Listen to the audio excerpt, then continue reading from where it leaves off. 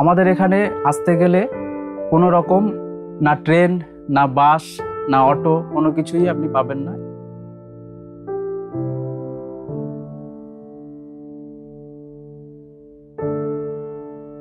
तो हम सोचे कि हमारा सपना पूरा नहीं हो पाया, बेटी हमारा सपना पूरा करेगी।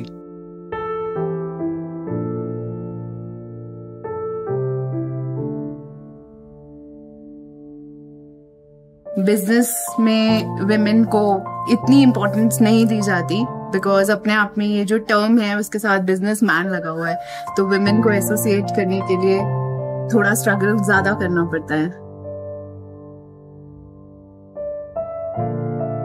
एका स्त्रीमुळे घराला घरपण येतं असं म्हणतात आणि हा असा वेगळा व्यवसाय निवडून सुद्धा मी स्वतःचा त्याच्यामध्ये यशस्वी होऊ शकते, तर नक्कीच कुठल्याही महिलेला अशी चांगली संधी मिळाली तर त्या नक्कीच त्याचं सोनं करून दाखवतील याची मला खात्री आहे।